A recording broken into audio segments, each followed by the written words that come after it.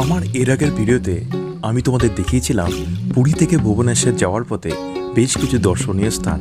ভিডিওর link description বক্সে কিন্তু দেওয়া থাকলো। আজকের ভিডিওতে আমি তোমাদের নিয়ে যাব পুরীর লোকাল কিছু সাইট সিনে। আমার চ্যানেল বঙ্গাইন্ডি ব্লগের মধ্যে পেয়ে যাবে বিভিন্ন জায়গার বিস্তারিত বিবরণ। তাই please like, share and subscribe করে রেখো বঙ্গাইন্ডি blog.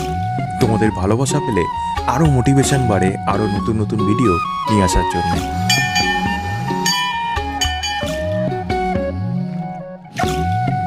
Hi friends, welcome to my new blog. কেমন আছো সবাই? আশা করি তোমরা সবাই ভালো আছো, সুস্থ আছো।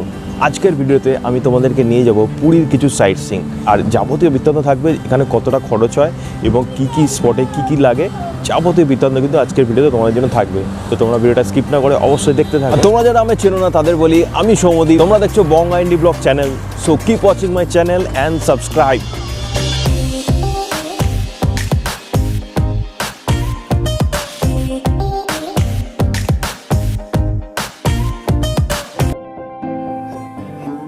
পুরীর স্বর্গদ্বার থেকে অটো করে তোমরা লোকাল সাইট সিন কিন্তু করে নিতে পারবে। অটোতে 1000 টাকা নেয়, তবে যদি বার্গেনিং করতে পারো ঠিকঠাক তবে 900 টাকায় কিন্তু অটো পেয়ে যাবে। আজ আমাদের প্রথম গন্তব্য মা বিপত্তারিণী মন্দির। সমুদ্রের পাড় দিয়ে পুরীর মেরিন ড্রাইভের কাছেই এসে পৌঁছালাম আমরা বিপত্তারিণী মায়ের এই মন্দিরে। মন্দিরের অপোজিটে রয়েছে সমুদ্র, আর সামনেই এই সুন্দর এক মন্দির। বিপত্তারিণী মায়ের এই মন্দির বিস্তারিত জায়গা নিয়ে কিন্তু গড়ে উঠেছে। এই মন্দির এক অদ্ভুত সৌন্দর্য প্রকাশ করে। স্বর্গদ্বার থেকে তোমরা হেঁটেও কিন্তু এই মন্দিরে চলে আসতে পারো। পায়ে হেঁটে স্বর্গদ্বার থেকে পড়বে 5 থেকে 7 মিনিট জাস্ট। তোমরা এই লোকাল সাইট সিন যাওয়ার জন্যে সবচেয়ে ভালো হবে চপ্পল বা স্লিপার জাতীয় কিছু পরে ট্রাভেল করো, কারণ সবকটি স্থানই কিন্তু মন্দির এবং চপ্পল খুলে প্রবেশ করতে হবে। এই মন্দিরটি ঘুরতে বেশ ভালো লাগবে, আর মন্দিরে ঢোকার ঠিক বাদিকেই পড়বে কিন্তু হাত পা ধুয়ে নেওয়ার একটি স্থান। এই মন্দিরে মা বিপত্তারিণীর পাশে রয়েছে জগন্নাথ দেবের একটি মূর্তিও কিন্তু এখানে রয়েছে। এবার আমাদের গন্তব্য পুরীতে গড়ে ওঠা নব বৃন্দাবন, যার আসল নাম শ্রী গৌর বিহার আশ্রম। বিকেলের পড়ন্ত আলোয় অসাধারণ লাগছিল এই ল্যান্ডস্কেপটা, যেন তা জীবন্ত ছবি আঁকা এই দৃশ্য। এই আশ্রম যাওয়ার পথে পড়বে দুধারে গাছপালা, তার মাঝ দিয়ে বয়ে চলেছে রাস্তা, গ্রামের ভিতর যেমন হয় আর কি। এই গাছগুলো কিন্তু বন জঙ্গল নয়, এগুলো আসলে কাজু বাদাম বাগান। পুরীতে কিন্তু কাজু বাদামটা খুব সস্তা, দাম পড়বে 1 কেজি ওই মোটামুটি 300 টাকা মতন। তাই আশ্রমে যাওয়ার পথে বেশ কিছু কাজু বাদাম বাউন কিন্তু পড়বে। আশ্রমে ঢোকার মুখে পড়বে কিছু খাবার দোকান এবং দোকানপাট। এখান থেকে তোমরা বেশ কিছু জিনিস কিনে নিতে পারো। এই বৃন্দাবনের প্রবেশ মূল্য জনপ্রতি কিন্তু 10 টাকা। এই আশ্রম খোলা হয় সকাল 7টায়, আবার তারপর 12টার সময় কিন্তু বন্ধ হয়ে যায়, আবার দুপুর 3টের সময় খোলে এবং 5টার সময় বন্ধ হয়ে যায়। তাই এই সময় দেখে তোমরা কিন্তু এই বৃন্দাবন আসার জন্য প্ল্যান করে নিতে পারো। আশ্রমের ঢোকার গায়ে জুতো গাড়িতে খুলে রেখে আসবে, নয়তো এখানেও কিন্তু জুতো পরে প্রবেশ করা যায় না।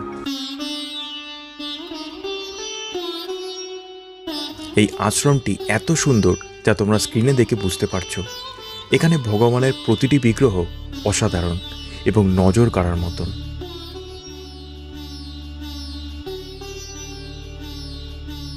এই বৃন্দাবন নিয়ে একটি সম্পূর্ণ ভিডিও তোমাদের জন্য পরে আমি নিয়ে আসব। বিস্তারিত বিবরণ থাকবে সেই ভিডিওতে, এবং তোমরা অবশ্যই নজর রেখো বঙ্গাইন্ডি ব্লগ চ্যানেলে। সঙ্গে থাকবে বেশ কিছু সিনেমাটিক শট। এই আশ্রমের মধ্যে বিভিন্ন বিগ্রহের মধ্যে সবচেয়ে বেশি নজর কেড়েছে মহাদেবের একটি মূর্তি, বজরংবলী, শ্রীরাম এবং শ্রীকৃষ্ণ এবং মহাপ্রভুর বিভিন্ন বিগ্রহ। এগুলো দেখলে মুগ্ধ হয়ে কিন্তু দাঁড়িয়ে থাকতে হয়। এই আশ্রমের ভিতর রয়েছে সুন্দর একটি মন্দির।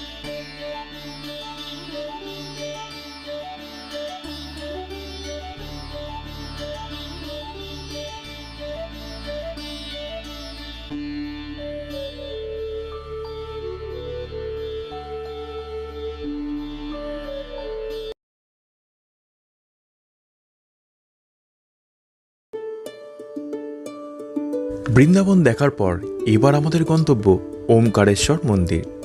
বলার অপেক্ষা রাখে না স্বয়ং মহাদেব এখানে কিন্তু বিরাজমান। মহাদেবের মূর্তির পিছনে অস্তাচলে যাওয়া সূর্যদেবকে দেখে দারুণ লাগছে। চলো এবার মন্দিরের ভেতর প্রবেশ করা যাক। এই মন্দিরটি অসাধারণ এক সুন্দর। এই মন্দিরে তোমরা যতক্ষণ থাকবে ততক্ষণই তোমাদের মুগ্ধ হতে হবে এবং চারিপাশে যেন ভগবান বিরাজমান।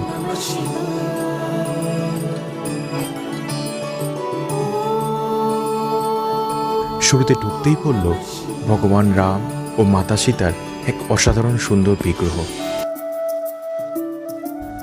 এছাড়া পাশেই রয়েছে বিমলা মাতার এক মন্দির। মা লক্ষ্মীর সুন্দর এক বিগ্রহ কিন্তু এখানে রয়েছে। এই মন্দিরের মধ্যে টিয়া পাখি রয়েছে, তাই আমার মেয়ে মিষ্টু টিয়া পাখি দেখতে কিন্তু সামনে চলে গেল। এবার প্রবেশ করা যাক মহাদেবের মন্দিরে।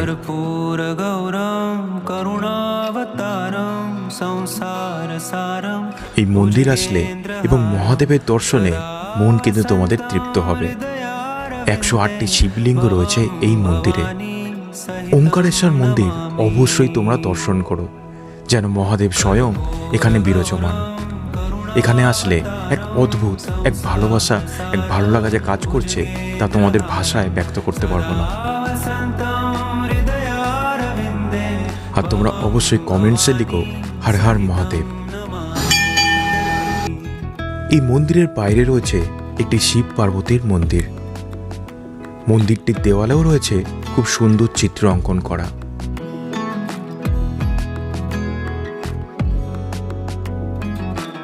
এই মন্দিরের মধ্যে রয়েছে একটি গোশালা, যেখানে অনেক গরু কিন্তু রয়েছে। হয়তো ভগবানের প্রসাদ এই গাভীর দুধ দ্বারাই তৈরি হয়। এখানে বেশ একটি সুন্দর হনুমান মন্দিরও কিন্তু রয়েছে। মন্দিরে হাঁটতে হাঁটতে চোখে পড়ল একটি চক্র। জয় জগন্নাথ বলে ঘুরিয়ে দিলাম সেই রথের চাকা।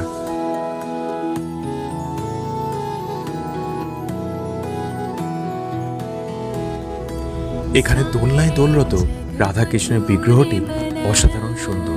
দেখে মনে হয় যেন স্বয়ং ভগবান আমাদের সামনে বসে দোলরত। নাগরাজের একটি মন্দিরও কিন্তু এখানে রয়েছে।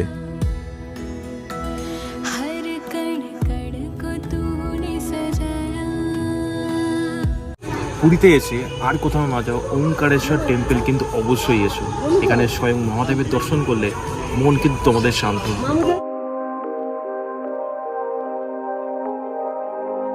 এবার আমরা এসে পৌঁছালাম কুলতানন্দ ব্রহ্মচারীর আশ্রম। এই আশ্রম পৌঁছানোর পর ডান দিকে পড়ল শ্রী চৈতন্য মহাপ্রভুর একটি সুন্দর বিগ্রহ। তার দুপাশে রয়েছে দুটি ময়ূর। এই মন্দিরটি কিন্তু অসাধারণ সুন্দর, কিন্তু ফটো তোলা কিন্তু এখানে নিষেধ, তাই ভিডিও করতে পারলাম না। এই মন্দিরের আশেপাশের দৃশ্য খুবই মনোরম। তবে মন্দিরের উদ্যানে লেখা ছিল এখানে সাপের বেশ একটা উপদ্রব আছে, তাই বলো সাবধানে এই উদ্যানে কিন্তু তোমরা ঘোরাফেরা করো।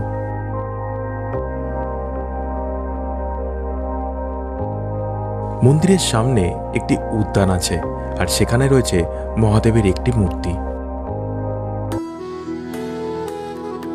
এবার আমাদের গন্তব্য জগন্নাথ দেবের পিসির বাড়ি। ঘড়ির কাঁটায় 4:30 বাজতে চারিদিক প্রায় অন্ধকার হয়ে এসেছে। এক বিরাট জলাশয়ের মধ্যে অবস্থিত জগন্নাথ দেবের পিসির বাড়ি। এই মাতার মন্দিরও বন্ধ ছিল, তাই দর্শন করতে পারিনি আমরা। তোমরা কিন্তু অবশ্যই শীতকালে হলে সকাল সকাল এই মন্দিরের প্ল্যানিং করো।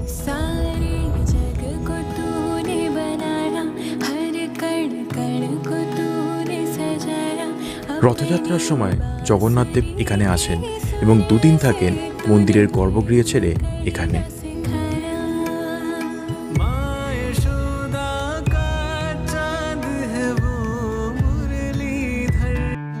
সন্ধ্যায় পুরী শহরের বুকে পৌঁছালাম জগন্নাথ দেবের মাসির বাড়ি।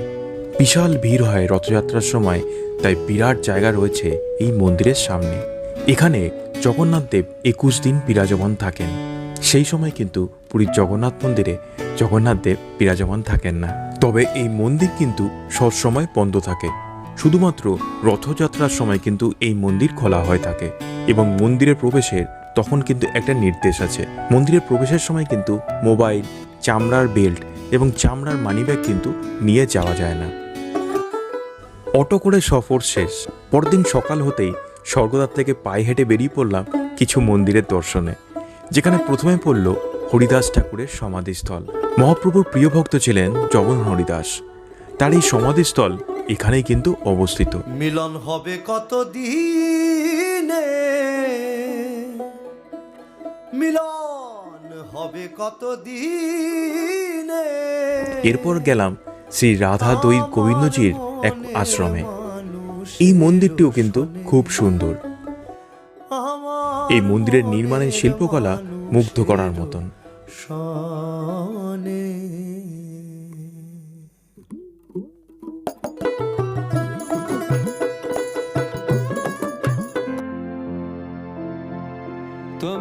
সেই মন্দির থেকে 3 মিনিট পায়ে হাঁটা পথেই পড়ল আদি শঙ্করাচার্যজির মঠ। এই মঠটির নাম কিন্তু গোবর্ধন মঠ। আদি শঙ্করাচার্যজির 4 ধামের মধ্যে এক ধাম হলো এই গোবর্ধন মঠ। এখানেও রয়েছে খুব সুন্দর এক বিমলা মাতার মন্দির। এই মঠ সম্পর্কে বিস্তারিত একটা ভিডিও থাকবে তোমাদের জন্য পরবর্তীতে।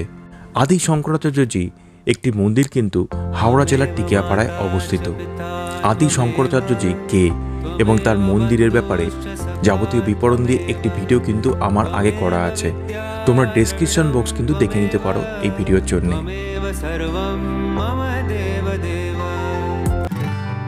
সবশেষে বলবো, ভিডিওটি প্লিজ লাইক, শেয়ার ও সাবস্ক্রাইব করে পাশে থেকো। তোমাদের সমর্থন ছাড়া আমার পরিশ্রম, নতুন ভিডিও বানানোর ইচ্ছা কিন্তু বৃথা। নয়তো ইটবালির এই শহরে এক অজানা মানুষ হয়ে থেকে যাব তোমাদের কাছে।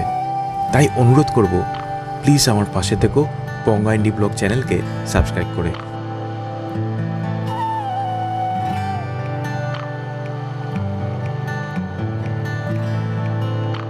তো আশা করি ভিডিওটা তোমাদের সকলেরই খুব ভালো লেগেছে। তো ভিডিওটা যদি ভালো লেগে থাকে তাহলে কিন্তু অবশ্যই একটা লাইক করে দিও, শেয়ার করে দিও এবং চ্যানেলটা কিন্তু সাবস্ক্রাইব করতে ভুলো না।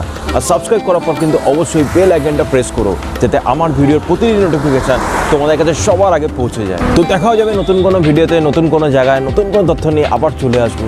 ততদিন তোমরা ভালো থেকো, সুস্থ থেকো। চলো, বাই। তোমরা যারা পুরীর খাওয়া দাওয়া এবং হোটেল বিষয়ে জানতে চাও, তবে স্ক্রিনে দেওয়া এই ভিডিও কিন্তু ক্লিক করে দেখে নিতে পারো। দেখা হবে পরবর্তী ব্লগে।